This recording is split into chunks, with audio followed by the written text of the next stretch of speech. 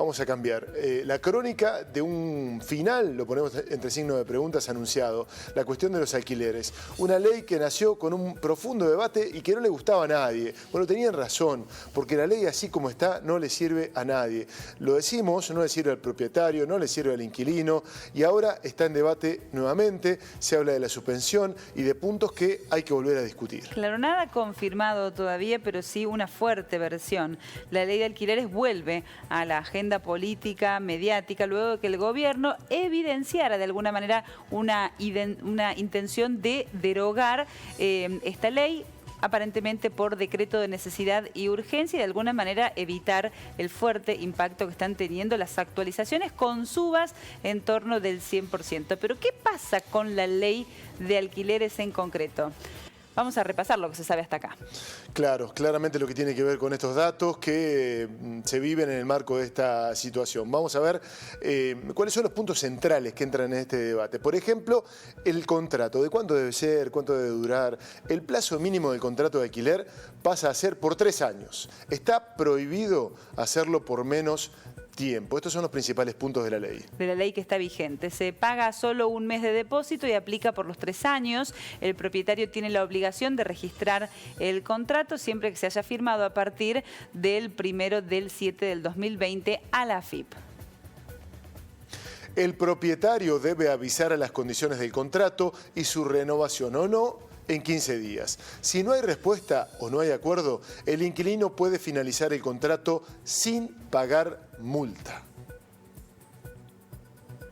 Con la ley de alquileres vigente desde 2020, los precios que deben pagar los inquilinos se actualizan una vez al año.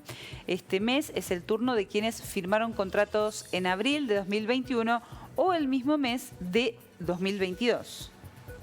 Para abril, el aumento anual ya supera el 90% y en 2 años acumula más del 190%. Vamos a saludarlo a Maximiliano Vitar, que es presidente de la Asociación de Inquilinos. Hola Maximiliano, ¿cómo estás? Buenas tardes. Buenas tardes, bienvenido. Hola, buenas tardes. Un saludo para ustedes y la audiencia. Contanos, ¿qué opinan respecto de esta rediscusión, esta puesta en debate nuevamente de la ley, de la cual ustedes han sido críticos? Sí, bueno, nosotros, más que críticos, nosotros lo que hemos planteado es una crítica a la forma en la cual se ha implementado la ley.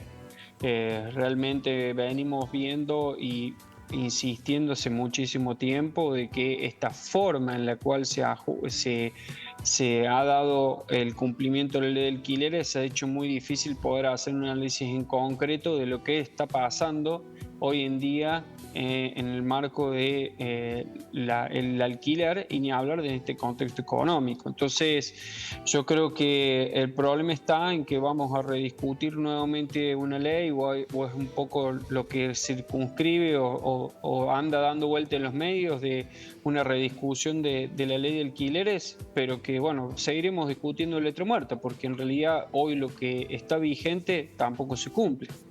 Bueno, ¿y qué repercusión tiene esto en el mercado inmobiliario? Porque de repente se da a conocer que pueden suspender la ley por decreto, que se puede volver a la ley anterior. ¿Esto favorece a la puesta en la plaza de propiedades, que es lo que ustedes están necesitando? ¿Estabilizará los precios? ¿De qué manera creen que está impactando ahora esta versión? No, ante todo el impacto para mí es negativo, principalmente porque sigue en una lógica ya de práctica hasta una práctica común de este gobierno de hacer un anuncio de un anuncio. O sea, esta versión surgió en el marco de unas declaraciones en off que se dio el día de ayer y estamos durante todo el día de ayer y bueno, la expectativa que había era supuestamente este anuncio en el marco de los anuncios del dólar agro y esas cuestiones que iba a dar la conferencia de prensa, pero bueno, eso no surgió y se dan en una etapa del mes que es muy compleja porque estamos los primeros días del mes, principalmente antes del 10 hay que pagar el alquiler, entonces eso genera incertidumbre, cuál es el monto de alquiler que se tiene que pagar, hay renovaciones de contratos, hay contratos que finalizaron y hay inquilinos que están yendo a su nueva vivienda, y en ese marco la verdad que genera una incertidumbre, un conflicto social completamente innecesario en un contexto por demás ya complejo. Entonces la verdad que toma por sorpresa y preocupación, porque a su vez también, como recién lo comentaban, el año pasado nosotros fuimos partícipes en una discusión de más de 3 semanas en la Comisión de Legislación General de la Cámara de Diputados,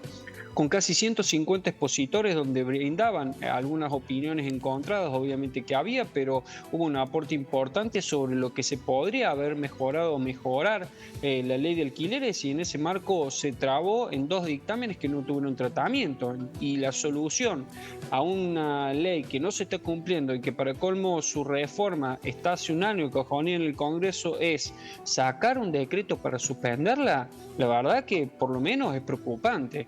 Y en eso se toma una decisión sin convocar a las partes que hemos sido partícipes de esta discusión, que somos también las afectadas por esta decisión, tanto las inmobiliarias como las asociaciones de inquilinos y los propietarios no han sido consultados en nada, y yo creo que en este sentido también esta incertidumbre les pega a ellos también. Yo creo que en esto, es una opinión personal, la verdad que la eliminación o la derogación de la ley de alquileres trae en términos constitucionales muchas dudas. O sea, es una ley, la ley de alquileres es una ley muy particular porque por un lado deroga la ley de convertibilidad, donde establecía la prohibición de actualizar los precios de los alquileres, con lo cual si hoy se plantea la derogación, plantearía la supuesta pasar a que no se pueden aumentar los alquileres en los contratos, con lo cual no creo que sea por lo menos la intención del gobierno. Y segundo, porque a su vez también modifica artículos del Código Civil. Entonces, si la solución no es volver a la situación anterior, sino modificar el Código Civil a través de un DNU, por lo menos es reprochable en términos constitucionales.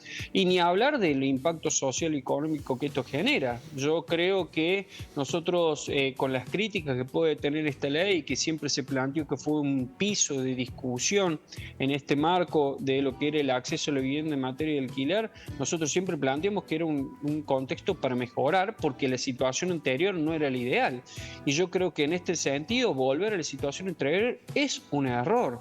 Es un error, y principalmente porque hoy, a pesar de que el índice, como recién comentaban, quedaba superior al 90% en abril y en 2 años estaba dando un 192, bueno, es necesario hacer 2 aclaraciones. Claro. La primera es que si, por ejemplo, ese contrato se hubiese firmado en abril del año pasado con un ajuste semestral del 30%, al cabo de 2 años, esa familia hubiese tenido, al finalizar su contrato, un aumento del 119% contra el 92% que dio la ley. Es decir, 30 puntos por debajo de lo que hoy está dando por encima de lo que hoy está dando el índice del alquiler. Claro.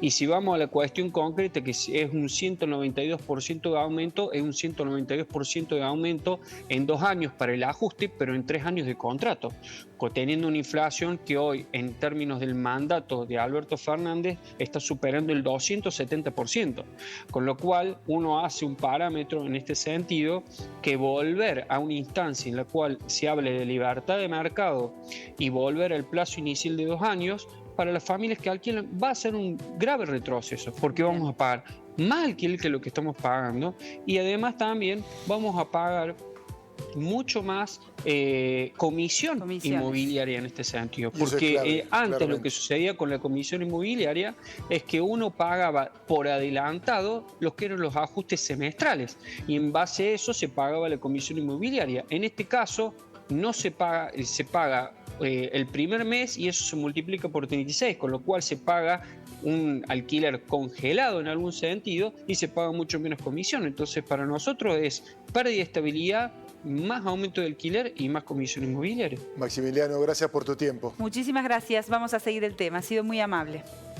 No, muchísimas gracias. Gracias, hasta luego.